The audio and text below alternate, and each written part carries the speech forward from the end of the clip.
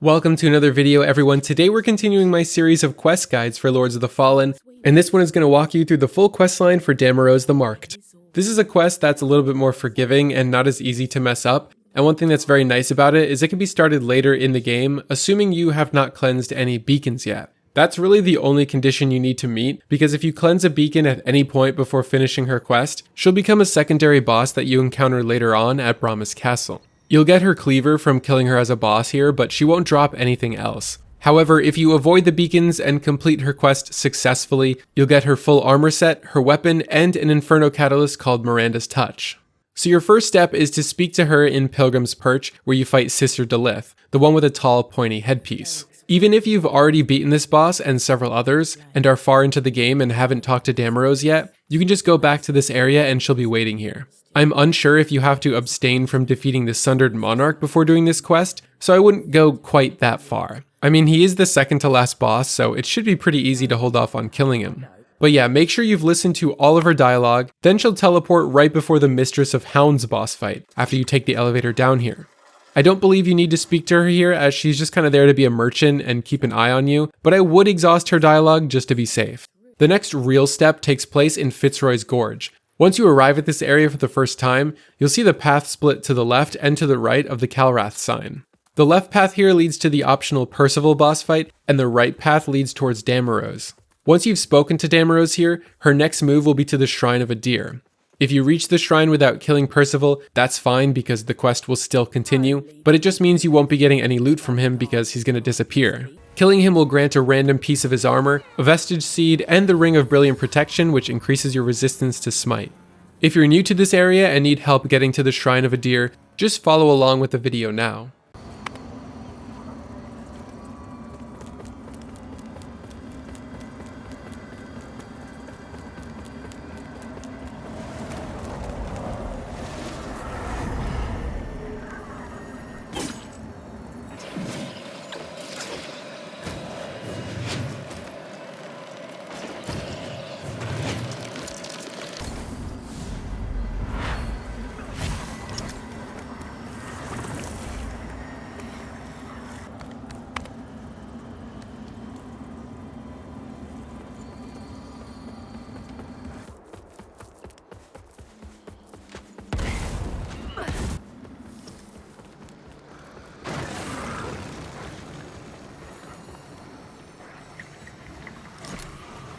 Once you've made it to the Shrine of Adyr, Damarose will ask you to collect the Adyr Worshipper Saw located in the cistern in Sunless Game.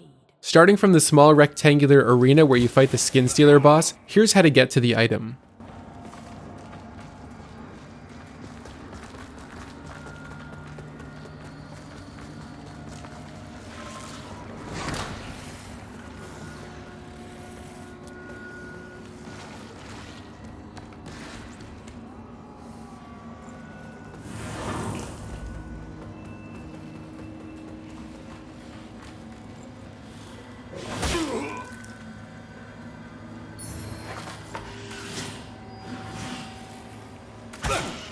Take the Worshipper Saw back to Damarose, and then she'll request you bring her 3 new items. The first is a piece of flesh that drops from killing the Infernal Enchantress boss. The second is a piece of flesh that drops from defeating the Spurned Progeny boss, and the third is also a piece of flesh dropped by defeating the Lightreaper boss. Specifically the Lightreaper boss when he's in Upper Calrath and you can actually summon NPCs. These 3 bosses are story bosses, they're mandatory. You can't miss or skip them, and the drops should all be guaranteed as long as you still haven't cleansed any beacons in your run. You can then bring these to Damarose, letting her consume each piece of flesh one at a time while she attempts to perform a ritual on Percival's body. At this point, I made a slight mistake in my own game, where I progressed to Bramis Castle before giving her the 3 pieces of flesh. Luckily, this didn't fail the quest, but when I eventually did return to her at the Shrine of Adyr and gave her these items, she ended up skipping past the next location where she gives you her cleaver. If you've done everything correctly so far, you'll want to head to Bramis Castle to meet her and collect her cleaver. Start from the vestige of the Forgotten Guardian and just follow the video to get to her.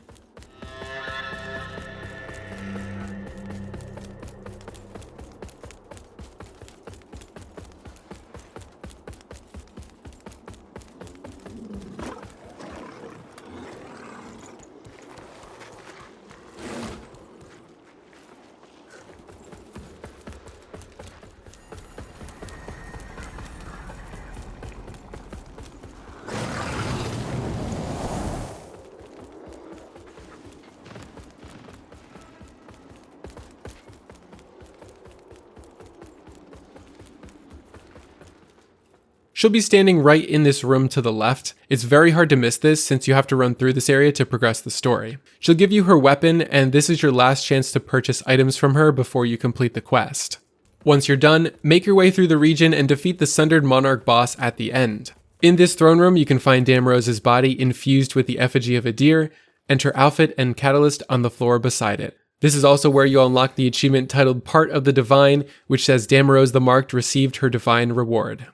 Here's a preview of what her armor looks like when you're wearing it, and then on my other character you can see what her weapon looks like. So that is how to complete the full quest for Damarose the Marked. If you're hunting achievements or trying to collect all of the characters' armor and weapons in the game, check out my series of quest guides for Lords of the Fallen in the description and in the outro. Thank you for watching, and I hope to see you in the next video.